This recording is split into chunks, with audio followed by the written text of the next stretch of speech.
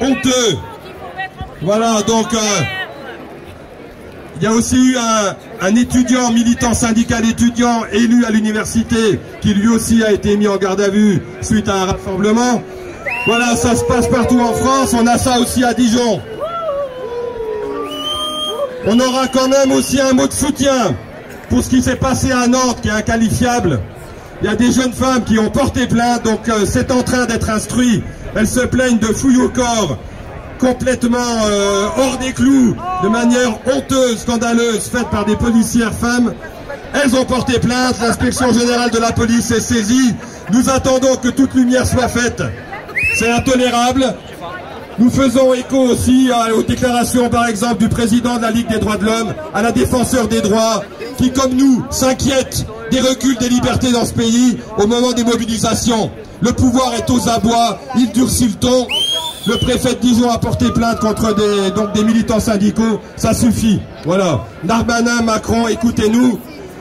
Nous avons fait la preuve que nous avons des choses à dire, que nous représentons la majorité de la population. Donc maintenant, il y a eu le 49.3, les procédures suivent leur cours.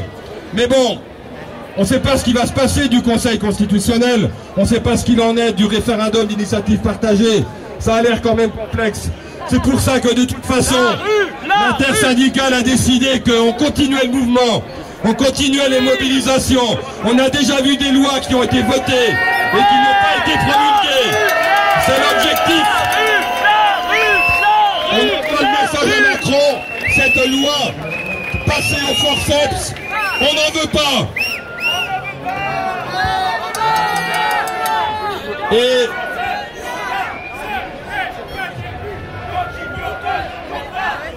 voilà. La prise de parole de Macron sur les gens qui sont au RSA, ça ne passe pas. Moi, on n'a entendu personne qui se plaignait. On n'a entendu personne se plaindre qu'il y a des gens qui ne travaillent pas. Où est-ce qu'il est allé chercher ça? Il nous sort un discours réactionnaire. C'est toujours la même chose. Les chômeurs sont des feignants. Les gens au RSA sont des feignants. Il faudrait les mettre au boulot. Bon, c'est intolérable. Donc, ces vieilles lunes, ces vieilles recettes de politique antisociale, ultralibérale, réactionnaire, qui cognent sur le peuple et qui refusent de voir qu'il y a un problème criant de justice sociale dans ce pays, de répartition des richesses, et que donc la retraite, non pas à 64 ans, mais restons à 62 et luttons pour la retraite à 60 ans, c'est la justice sociale. On travaille toute notre vie pour ça. Il y a des gens qui sont usés, qui sont cassés. Ils veulent pas arriver à la retraite dans un état quasi mourant. Voilà, donc, assez parlé camarades, bonne manif, on continue le combat, on est mobilisés. En effet, on est dans la rue. C'est notre espace à nous. Nous sommes la foule des citoyens et des citoyennes de ce pays. Nous avons des choses à dire. Et nous le disons aujourd'hui. Et la lutte continuera les jours suivants. Merci.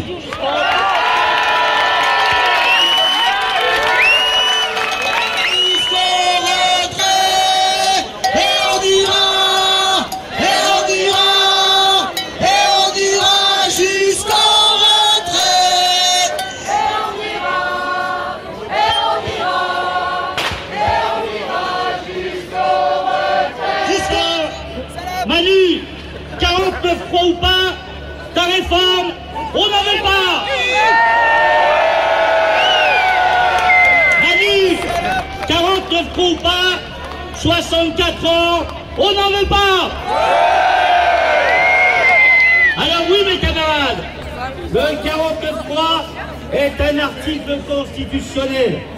Ils l'ont utilisé plus de 11 fois sur le dossier des retraites. Mais je vous le dis, le droit de grève est aussi un outil constitutionnel.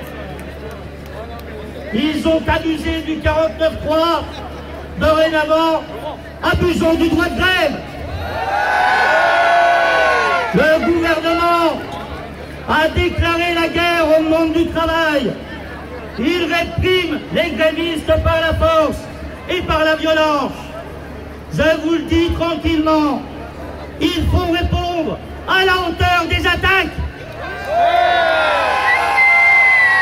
Soyons clairs, je ne vous demande pas d'aller tout brûler. Le seul pyromane que l'on connaît, c'est Macron. Oui, Macron est un pyromane. Mais c'est plus grave encore que ça. Il a aussi dans les mains la lance à eau et il ne s'en sert pas. Il allume le feu avec sa réforme et il laisse tout brûler. Il pourrait tout éteindre en retirant sa réforme des retraites. Il pourrait tout éteindre en organisant le RIP, le fameux référendum d'initiative partagée, et enfin demander l'avis de la population. Mais il n'en est rien.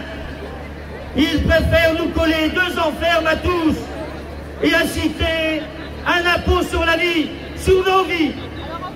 Alors soyons rebelles.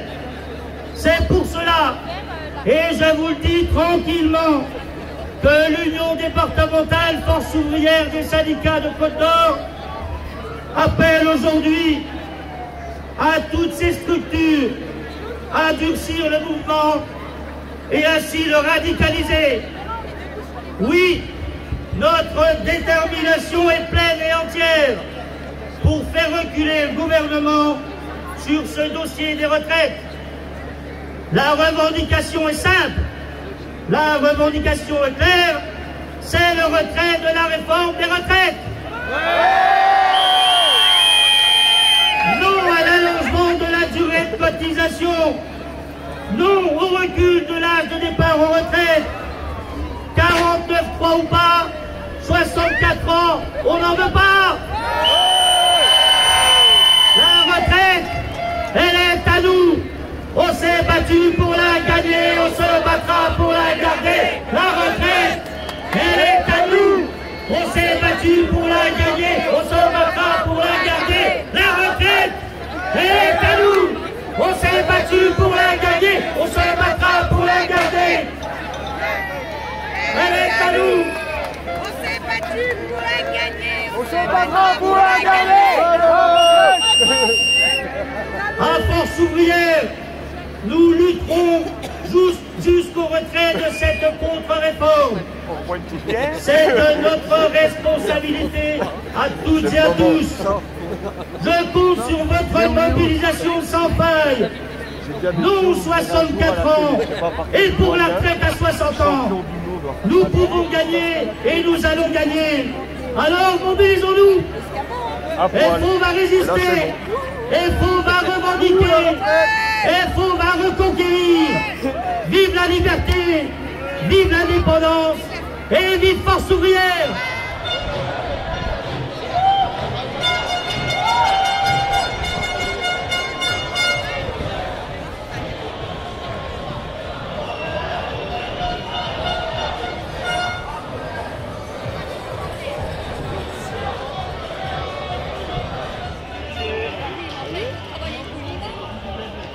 Tout le monde est poli autour de vous, madame. Oh, vous n'êtes pas fini encore. Allez, allez, soyez cool.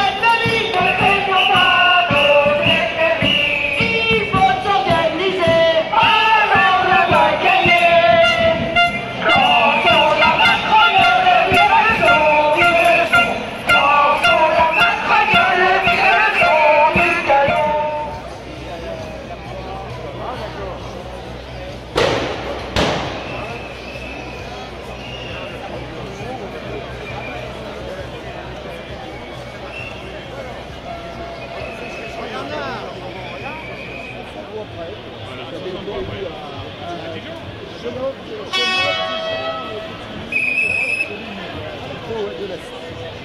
la mouton à Macron. C'est le président de la commission. C'est lui qui demande le choix.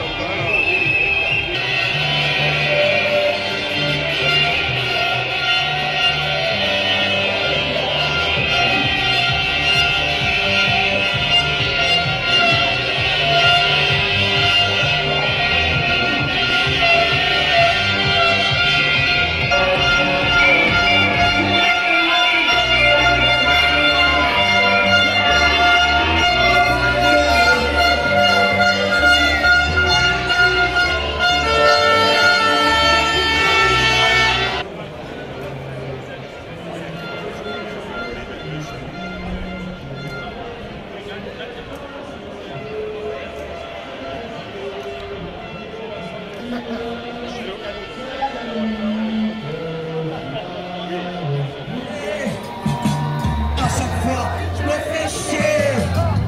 Je ne sais pas si je dois rire ou si je dois chialer. Et si tu peux